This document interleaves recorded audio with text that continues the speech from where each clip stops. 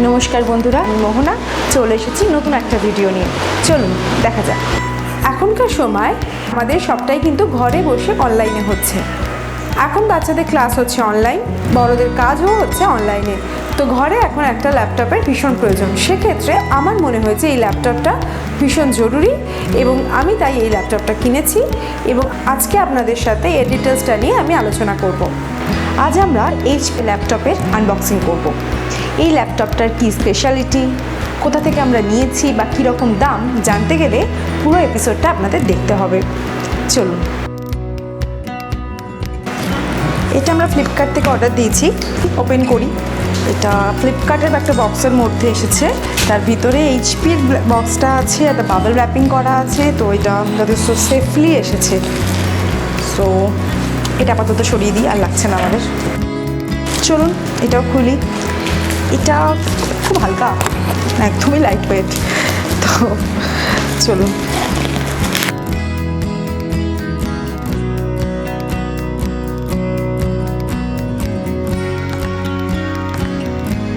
আচ্ছা, এটা এর পাওয়ার কর্ড।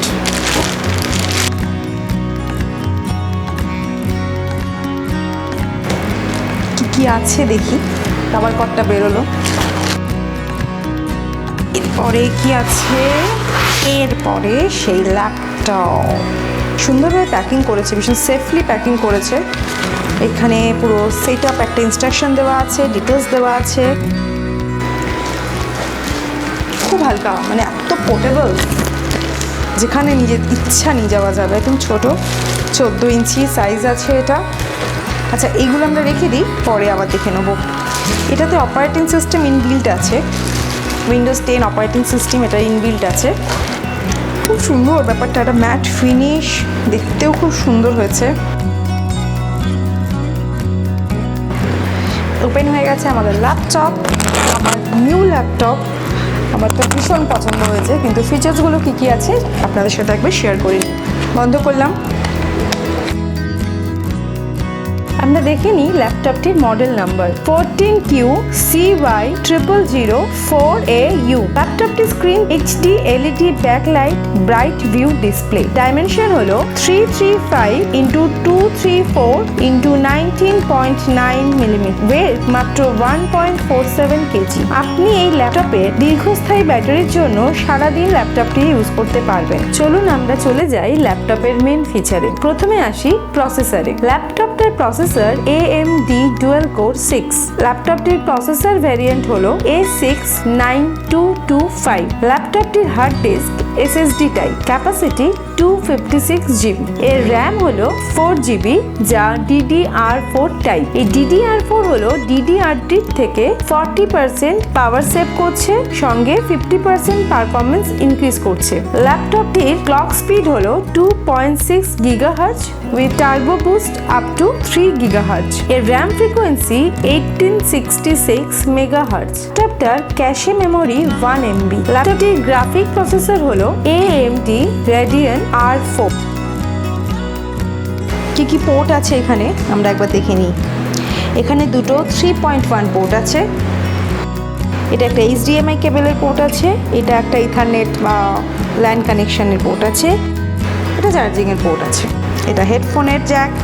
এইদিকে আছে হচ্ছে card reader, 3-in-1 card reader আছে। এটা SD, SDAC, SDXC 3 রকমের কার্ডই এটা, তাহলে 3-in-1 কার্ড রিডার আছে।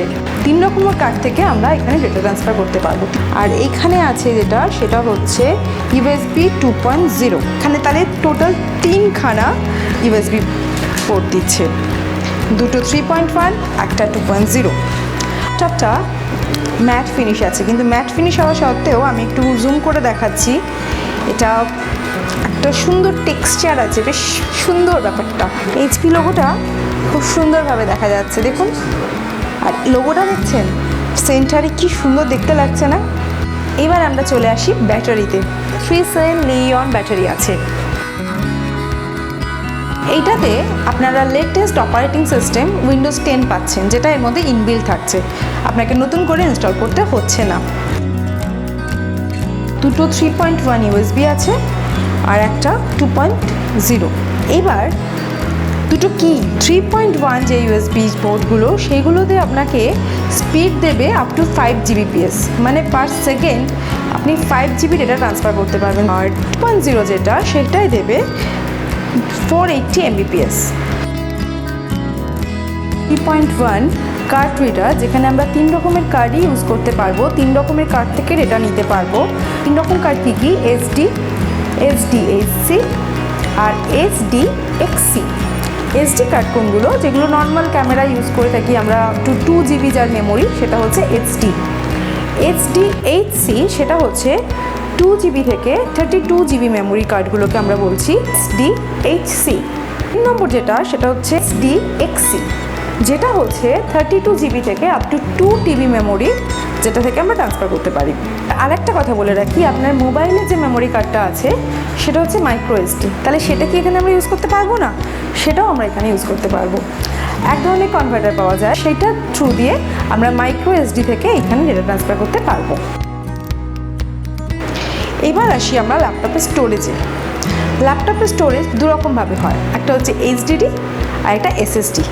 এই ল্যাপটপটায় আছে SSD। এখনকার সময় সবথেকে আপডেট স্টোরেজ হচ্ছে SSD। হার্ড ডিস্ক ড্রাইভটা কি? সেটা একটা ড্রাইভ থাকে, সেটা যখন ল্যাপটপটা চলে সেটা ননস্টপ রোটেট হতে থাকে।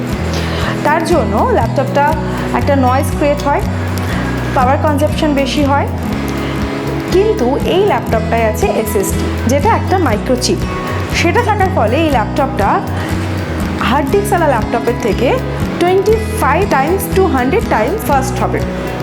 তো ডেটা ট্রান্সফার করাটাই অনেক বেশি ফাস্ট হবে, অন করতে গেলে ভীষণ তাড়াতাড়ি অন হয়ে যাবে।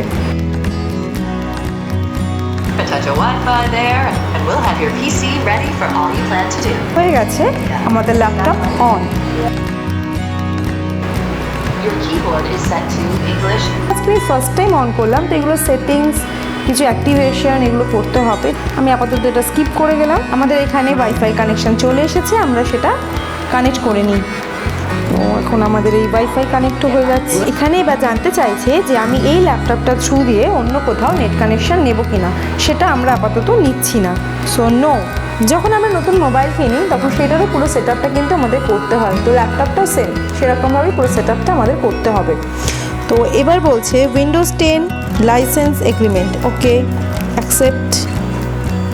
Type your email address or phone number, then follow the instructions to sign in. তাহলে এখন মাইক্রোসফটে সাইন ইন করতে বলছে। আমাদের মাইক্রোসফটের অ্যাকাউন্ট নেই, তাই আমরা ক্রিয়েট অ্যাকাউন্ট করে ঢুকবো।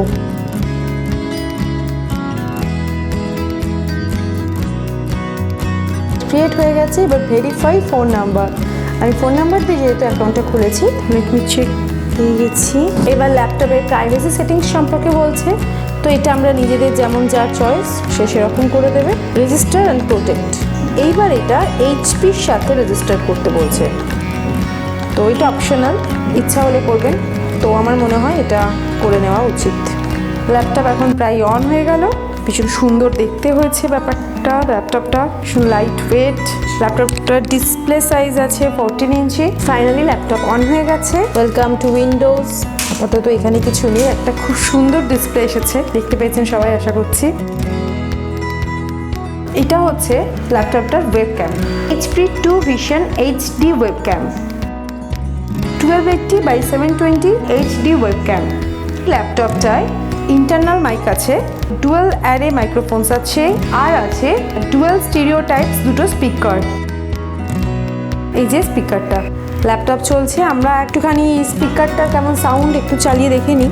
কিন্তু কিভাবে ক্রিয়েটিভ মাইন্ড স্টোরিতে আজকের এপিসোডে আমরা সেই ব্যাপারে। তাহলে এই চলছে ভিডিও, ইউটিউবে একটা ভিডিও চালালাম আমরা, দেখতে পাচ্ছেন পিকচার কোয়ালিটি খুব ভালো। আমরা আগে ওয়েবক্যাম দেখেছি, এবার ওয়েবক্যামের পাশে এখানে ক্যামেরা লাইট আছে। ভিডিও সেটিং এর সময় এই লাইট কিন্তু ভালো ফটো আনতে বা ভালো ভিডিও আনতে সাহায্য করবে। এর সাথে আছে ইনবিল্ট মাইক, ভিডিও সেটিং এর সময় উইদাউট এক্সটার্নাল মাইক্রোফোন এই মাইকটাও কিন্তু আমাদের হেল্প করবে ভিডিও চ্যাটিং এ। এবার আমরা দেখে নিই কিবোর্ডটা।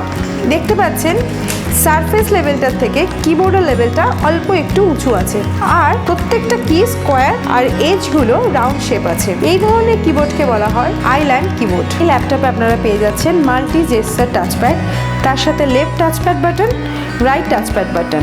এই মাল্টি জেস্টার টাচপ্যাড সম্পর্কে ডিটেলসে জানতে গেলে ল্যাপটপের সঙ্গে যে ম্যানুয়ালটা দিয়েছে সেখানে সবটা পেয়ে যাবেন। এইবার আমরা ল্যাপটপটা চার্জ দিই। অনেকক্ষণ আমরা ইউজ করছি উইদাউট চার্জিং। এবার আমরা ল্যাপটপটা চার্জ দিই। অ্যাডাপ্টারের সাথে পাওয়ার কয়েকটা কানেক্ট করলাম। এই অ্যাডাপ্টার কিন্তু ফাস্ট চার্জিং, আর খুব তাড়াতাড়ি চার্জ হয়ে যাবে। আর একটা জিনিস দেখে নিই আমরা, সেটা হচ্ছে এই ল্যাপটপের ভেন্ট। দেখতে পাচ্ছেন আশা করছি। ল্যাপটপ চলাকালীন চেষ্টা করবেন এই ভেন্টটা যাতে ওপেন থাকে, যাতে ল্যাপটপের যে এয়ার সার্কুলেশন সেটা যেন ভালো মতো হয়। এবার আমরা জেনে নিই ল্যাপটপটার ওয়ারেন্টির ব্যাপারে।